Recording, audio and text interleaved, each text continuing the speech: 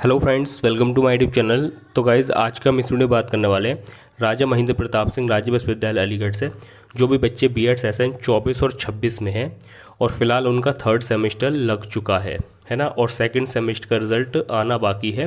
तो सबसे पहले सुन लीजिए, सेकंड सेमेस्टर का रिज़ल्ट आप लोगों का जितना मेरे को पता है अगस्त लास्ट तक आप लोग का रिजल्ट डिक्लेयर कर दिया जाएगा विश्वविद्यालय द्वारा। उससे पहले भी हो सकता है और उसके बाद अगर होता है तो सितंबर के फर्स्ट वीक तक। बट जितना मेरे को लगता है कि आप लोगों का सेकंड सेमेस्टर का रिजल्ट आप लोगों का अगस्त लास्ट तक आ जाएगा। ठीक है, तो पहली चीज़ आप लोगों की ये क्लियर हो गई होगी।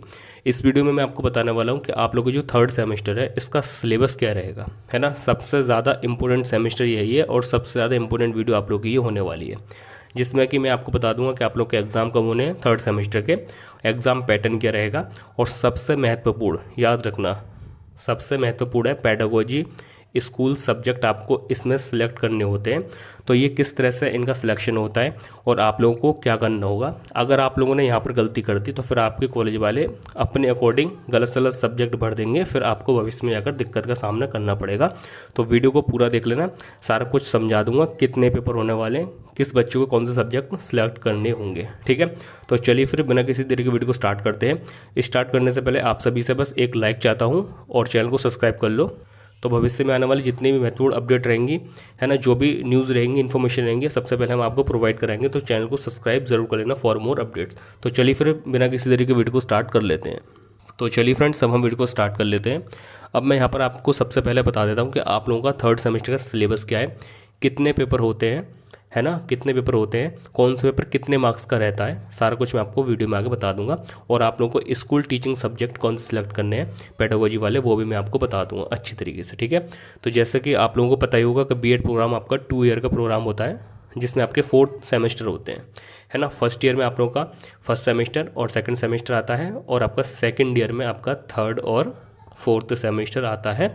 और अब आपका लग चुका है थर्ड सेमेस्टर, मतलब आप सेकेंड ईयर में आ चुके हो अपने प्रोग्राम के।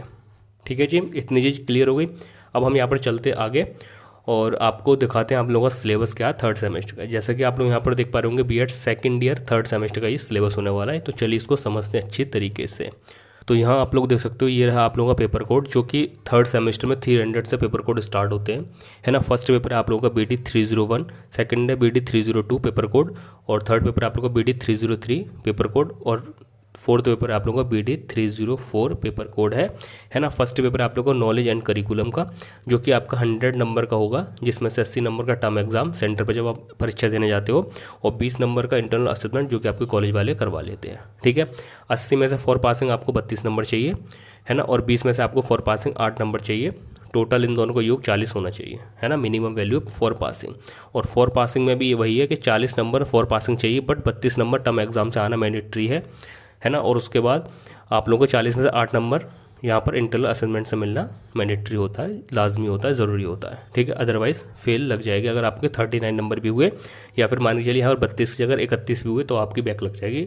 आप बेहतर तरीके से ये चीज़ जानते होंगे, मैंने आपको पहले भी बताया हुआ है। ठीक है, सेकेंड पेपर आप लोगों का स्कूल एडमिनिस्ट्रेशन एंड मैनेजमेंट, है ना, ये आपका 100 का होता है ना। और इसमें से वही है कि 80 और फिर 20, उसी तरह से डिवाइडेशन है यहाँ पर।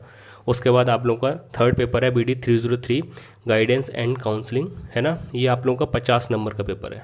ठीक है, याद रखना 50 नंबर का पेपर है, और जिसमें से आपको 40 नंबर का आपका टर्म एग्जाम रहेगा सेंटर पर जहाँ पेपर देने जाओगे, 10 का इंटरनल असेसमेंट का वर्क रहेगा। 40 में से फॉर पासिंग सब्जेक्ट के मिनिमम वैल्यू, न्यूनतम वैल्यू 16 अंक चाहिए आपको। 40 में से सेंटर पे जो परीक्षा देने जाओगे वहाँ पर 40 नंबर का प्रश्न पत्र आएगा, जिसमें से आपको 16 नंबर फॉर पासिंग चाहिए खाली, है ना। और 10 में से आपको 4 नंबर फॉर पासिंग चाहिए इंटरनल असेसमेंट में से, है ना। टोटल इन दोनों का योग हो गया 20, है ना। और 20 में से मतलब 16 नंबर टर्म एग्जाम से आने चाहिए और 4 नंबर इंटरनल असेसमेंट से, तब आप पास माने जाओगे। इससे ज़्यादा लाते हो वो आपके ऊपर डिपेंड करता है, ये न्यूनतम वैल्यू है। अगर इससे कम लाते हो तो फिर आपकी बैक लग जाएगी उस सब्जेक्ट में। ठीक है, फोर्थ पेपर आप लोगों को BD 304 gender school and society, है ना। ये भी आप लोगों का 50 नंबर का है, 40 term exam, 10 number internal assessment, 40 में से 16 आप लोगों को टर्म एग्जाम से आना जरूरी है, और 10 में से 4 इंटरनल असेसमेंट से आना जरूरी है। टोटल इसका योग होता है 20। ठीक है, ये 4 पेपर हैं। अब यहाँ पर समझ लेना, ये 4 पेपर हैं कॉमन, है ना।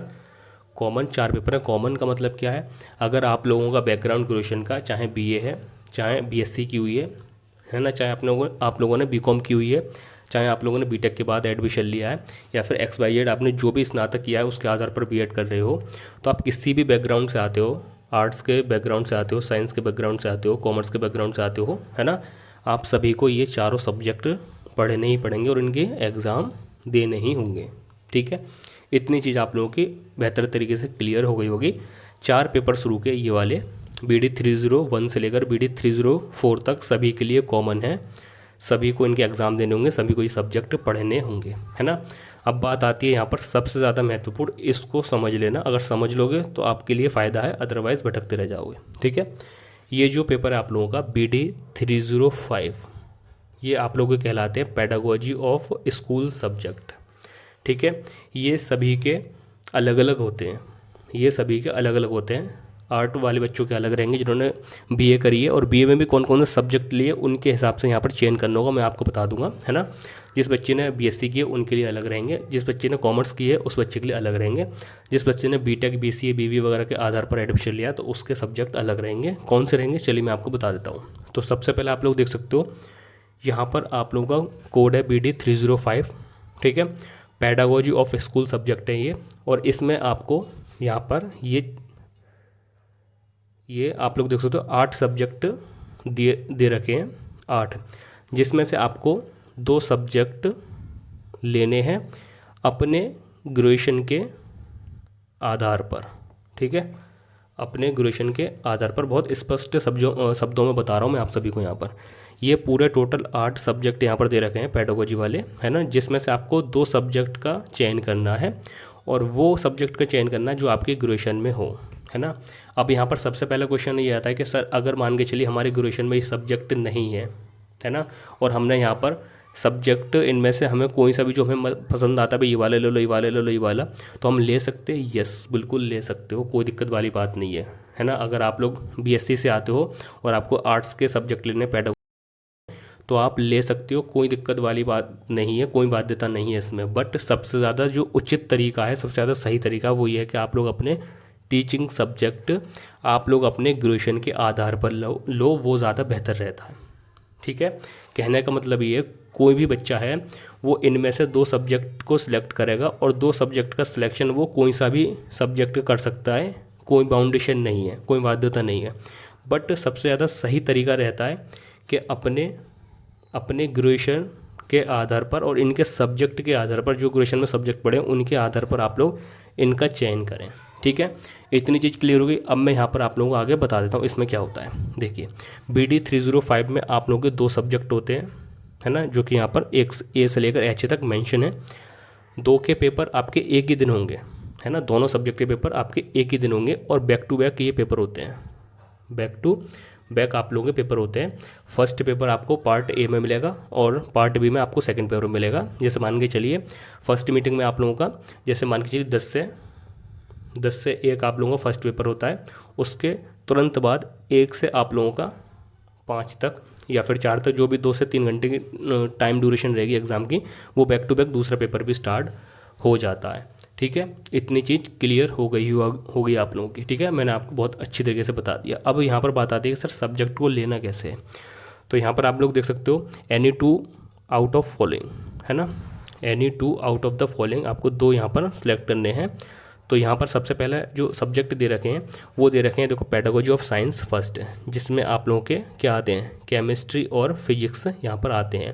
अब ये केमिस्ट्री फिजिक्स अलग अलग नहीं है, इनकी जो किताब आती है, जो बुक आती है, इसमें ये दोनों सब्जेक्ट कंबाइंड रहते हैं, है ना। आधे पार्ट में 2 यूनिट में आप लोगों की फिजिक्स रहेगी और 2 यूनिट में लास्ट में केमिस्ट्री रहेगी। इस तरह से ये कंबाइंड करके आते हैं, है ना। और ऐसे ही आप लोगों का B में है आपका पेडागोजी ऑफ साइंस सेकंड, जिसमें जूलॉजी और बॉटनी है। थर्ड में आप लोगों को मैथमेटिक्स।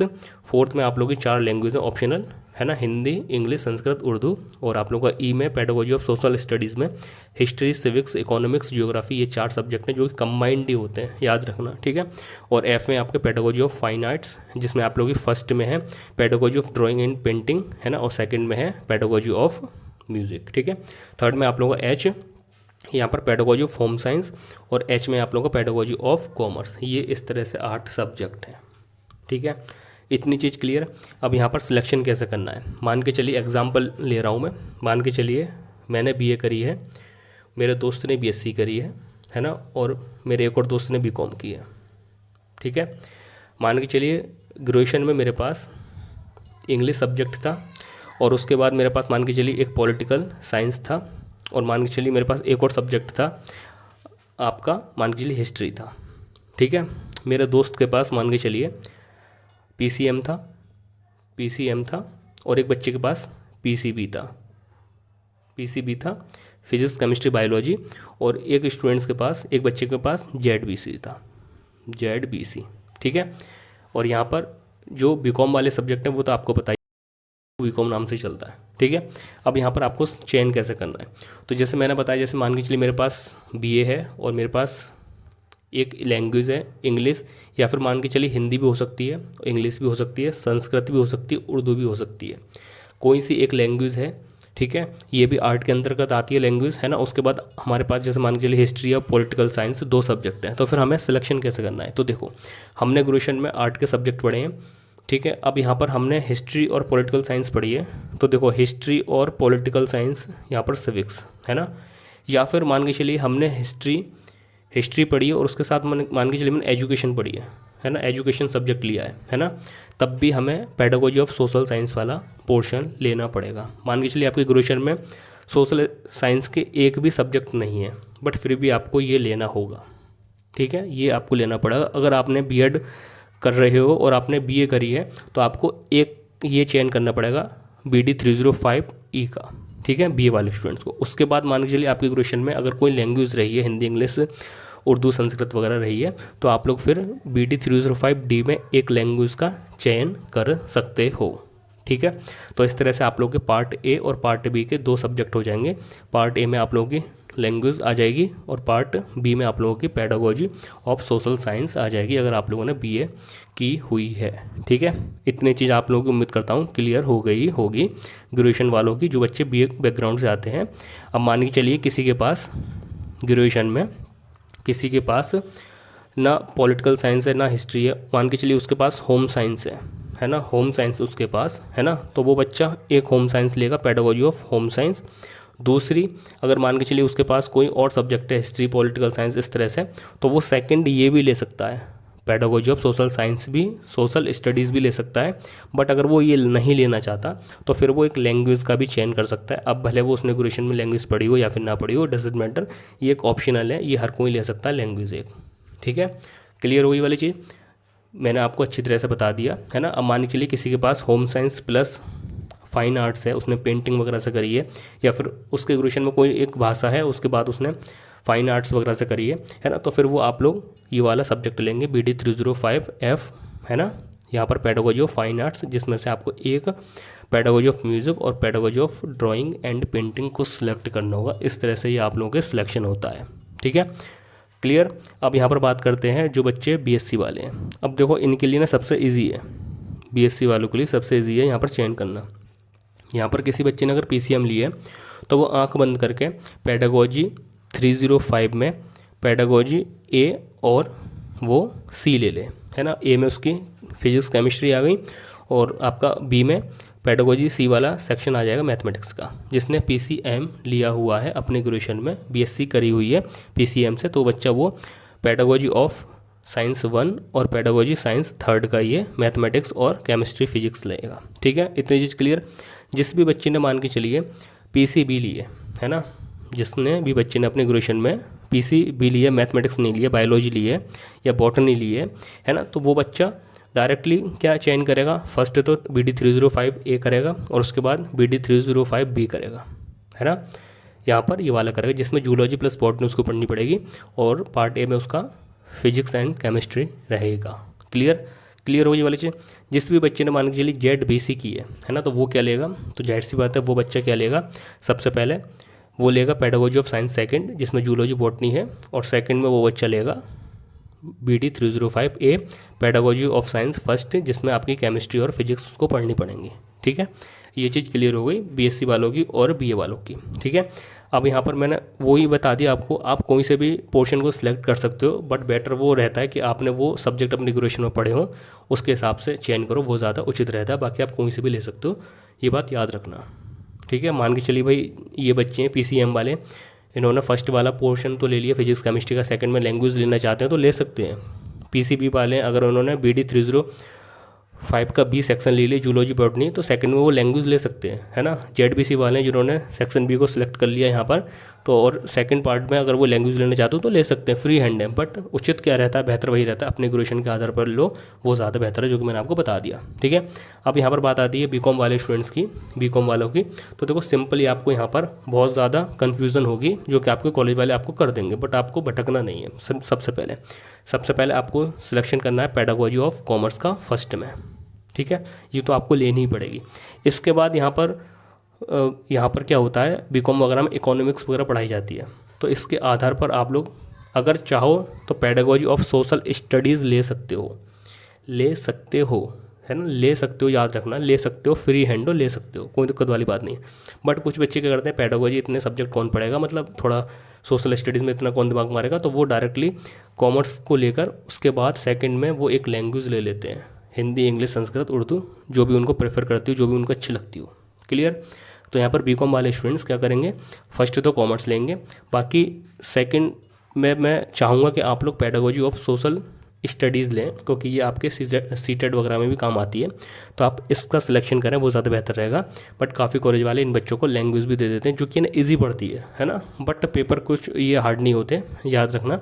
अगर आप लोग लैंग्वेज लेना चाहते हैं तो लैंग्वेज ले सकते हैं, बट मैं प्रेफर करता हूँ कि आप सोशल स्टडीज़ लें, वो ज़्यादा बेहतर रहेगा, क्योंकि यहाँ पर भी इकोनॉमिक्स आपको देखने को मिलती है, और आपके बीकॉम में भी इकोनॉमिक्स होती है इसी वजह से, ठीक है। तो बीकॉम वाले स्टूडेंट्स के लिए क्या है, सबसे पहले पेडागोजी ऑफ कॉमर्स लेंगे, और उसके बाद वो ये पेडागोजी ऑफ सोशल स्टडीज़ ले सकते हैं, ठीक है।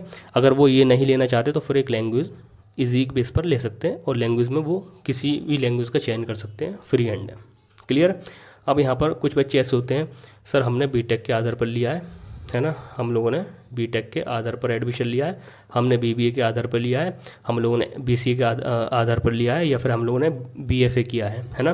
तो बीएफए तो फाइन आर्ट्स का रहता है, तो बीएफए वाले तो डायरेक्टली एफ वाला लेंगे, ये वाला पोर्शन, और उसके बाद एक लैंग्वेज सेलेक्ट कर लेंगे, कोई दिक्कत वाली बात नहीं है। या फिर उन्होंने बीएफए में अगर कोई लैंग्वेज पढ़ी तो वो लैंग्वेज भी ले सकते हैं, कोई दिक्कत वाली बात नहीं है। अगर लैंग्वेज वगैरह नहीं पढ़ी वो तब भी सेकंड में लैंग्वेज ले सकते हैं, और बीएफए वाले अगर चाहें तो वो शायद ये भी ले सकते हैं, है ना। बाकी इसमें बेहतर वही रहता है कि भाई एफ़ वाला सिलेक्शन करो, उसके बाद एक लैंग्वेज ले लो बीएफए वाले। अब जो बच्चे बीटेक वाले हैं, तो देखो अगर आप लोगों ने अपने बीटेक कर रहे हो और आपने उसमें मैथमेटिक्स पढ़ी है, तो आप लोगों को मैथमेटिक्स ले लेनी है एक। अगर आपने फिजिक्स केमिस्ट्री भी पढ़ा है तो आपको ये ले लेनी है, ठीक है। बायोलॉजी पढ़ी उसमें, बॉटनी जूलॉजी पढ़ी, तो आपको ये ले लेना है, ठीक है। दो सिलेक्ट करने, कैसे भी कर लेना। अगर जो आपने अपने जो भी प्रोग्राम किया है, बीटेक, बीबीए, बीसीए, इसमें अगर कोई से भी सब्जेक्ट जो यहाँ दिख रहे हैं वो पढ़े हैं, तो उसके आधार पर इन पोर्शन का सिलेक्शन कर लेना, दैट्स इट, ठीक है। अब यहाँ पर ये चीज़ हो गई आप लोगों की ख़त्म। अब यहाँ पर मैंने अच्छी तरह से बता दिया। अब यहाँ पर ये समझ लीजिए, BD 305 में आप लोगों के पार्ट ए, पार्ट बी में 2 सब्जेक्ट का चयन होगा, जो कि मैंने आपको यहाँ पर बता दिए। ये आपके टोटल 100 नंबर के रहेंगे, जिसमें से आपको इंटरनल असेसमेंट का कोई भी वर्क नहीं है। यहाँ पर खाली 50-50 नंबर के टर्म एग्ज़ाम होंगे, जिसमें से 50 में से 20 नंबर लाना दोनों विषयों में मैंडेटरी है, और 20-20 लाते हो तो ये 40 टोटल होता है ना। जैसे पार्ट 1 में आप लोगों का, पार्ट 1 में आपका फर्स्ट पेपर रहेगा, इसमें से 50 नंबर का पेपर रहेगा, 20 नंबर आपको लाने चाहिए, है ना। पार्ट बी में आप लोगों का सेकंड पेपर रहेगा, ये वो भी 50 नंबर का होगा, उसमें से भी आपको 20 नंबर लाने हैं, ठीक है, फॉर पासिंग।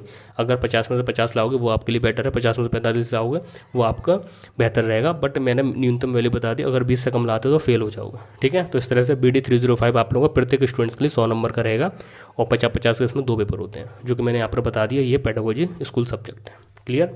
यहाँ पर इसके बाद क्या है, ये आप लोगों का टोटल वगैरह है, तो इसमें तो कोई दिक्कत वाली बात नहीं है। प्रत्येक सेमेस्टर आप लोगों को 400 होता है, और 400 में से आपको 180 लाना मैंडेटरी होता है, वरना अगर 179 भी लेकर आते हो तो उसमें फेल या फिर बैक लग जाएगी, दैट्स इट, ठीक है। अब यहाँ पर ये चीज़ आप लोगों को क्लियर हो गई होगी, और यहाँ पर ये आप लोगों का डिटेल सिलेबस है, अच्छी तरह से देख लो, है ना। BD 3051 का नॉलेज एंड करिकुलम का ये आप लोगों के यूनिट फर्स्ट है, जिसमें इतने टॉपिक यहाँ पर मेंशन है ना, देख सकते हो। मैं थोड़ा इसको PDF को जल्दी स्क्रॉल करता हूँ, और उसके बाद इस PDF को अपने टेलीग्राम पर भी डाल दूंगा, तो जाकर ज्वाइन कर लेना टेलीग्राम ग्रुप, ठीक है।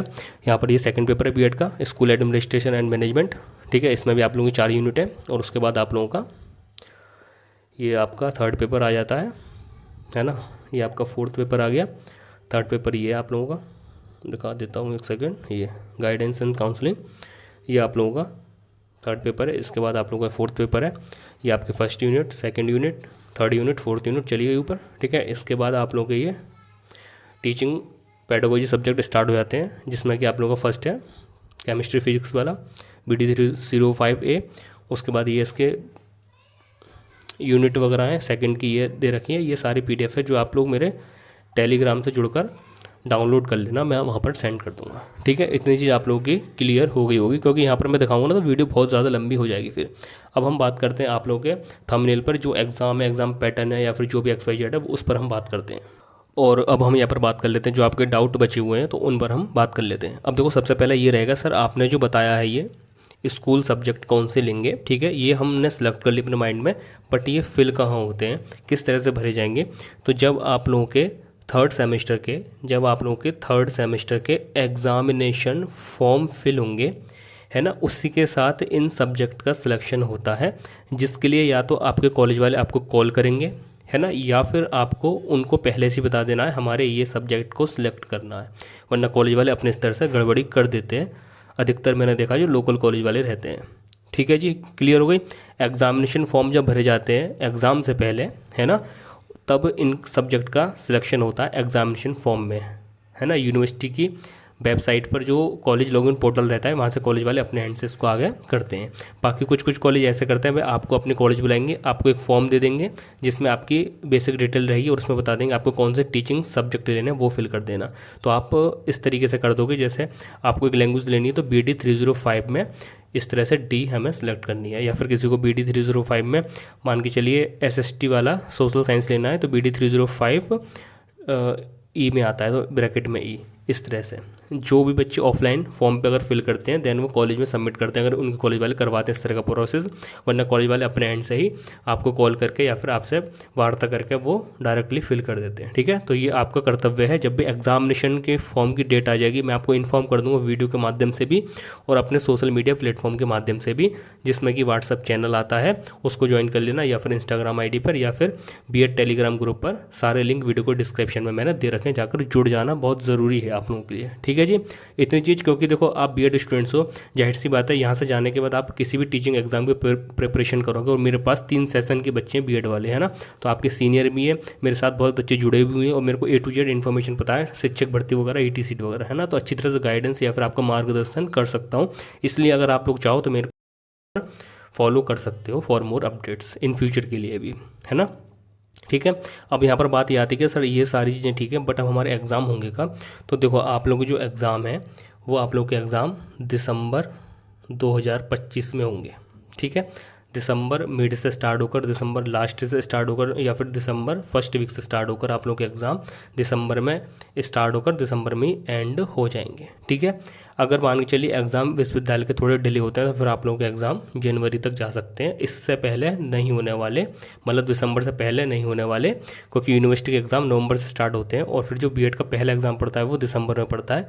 तो आप लोगों के जो टारगेट होने चाहिए वो दिसंबर को टारगेट करना, आप लोगों के एग्ज़ाम दिसंबर से स्टार्ट हो जाएंगे, दिसंबर में एंड हो जाएंगे, और इससे डिले होते हैं तो जनवरी में शुरू के जनवरी में एंड हो जाएंगे, जनवरी 2026, ठीक है, और दिसंबर 2025। क्लियर हो गई ये वाली चीज़। तो यहाँ पर ये और ये क्लियर कर दिया, सिलेबस बता दिया, है ना। अब इसके अलावा कोई डाउट बचता है तो मेरे को कमेंट करके पूछ लेना, है ना। अगर जो आप डाउट पूछोगे और वो मैंने इस वीडियो में कवर कर रखा है तो मैं आपका मैसेज लाइक कर छोड़ दूंगा, देन आप समझ जाना भाई हमें पूरी वीडियो देखनी है, और पूरी वीडियो देखना तभी आपके सारे डाउट क्लियर हो पाएंगे, ठीक है।